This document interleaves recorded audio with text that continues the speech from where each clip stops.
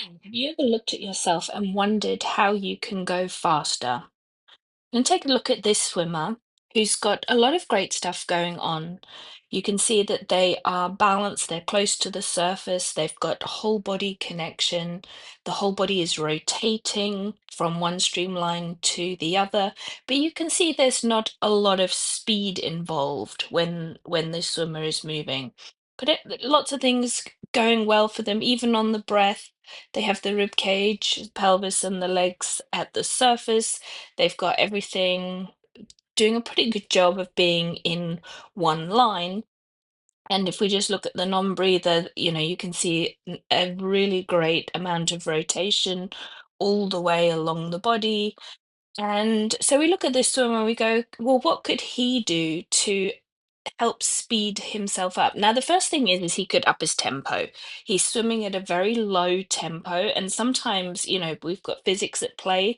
Sometimes tempo can to help the swimmer feel the movements and the timing of the stroke. So probably what I would do is put a tempo trainer on him, probably at about 112, 114, so not too fast, but probably faster than he's used to, and have him just rotate his whole body to the beep, and that will help him tap into the timing a lot better. But what we can see is there's quite a lot of dead spots. So there's a dead spot when he reaches his streamline. Can you see he reaches streamline and there's sort of no movement for a while?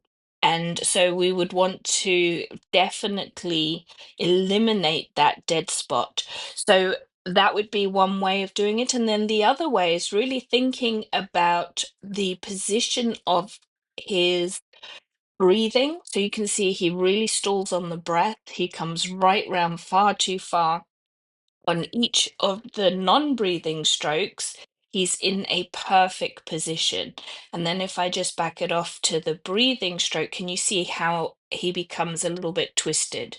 So his rib cage is rotated there, and the rest of his body is rotated to there. And you can see here how he loses this arm. There's a bracing moment. So there's a lot of opportunity for this swimmer to gain speed on the breath.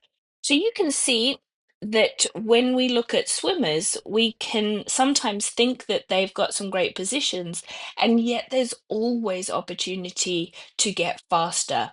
And when we work on our technique and we bring in tempo, we bring in stroke count, and we play with the numbers, we are always going to end up having speed as the byproduct of that. And it's such a great and interesting process to work through with swimmers. So this guy in particular is probably 2 years into his journey, and he's completely transformed his stroke and his swimming. And we're now sort of on to the next part of the journey where we can really start to speed him up, and he can find those exciting numbers for him to make him feel faster and achieve better swims.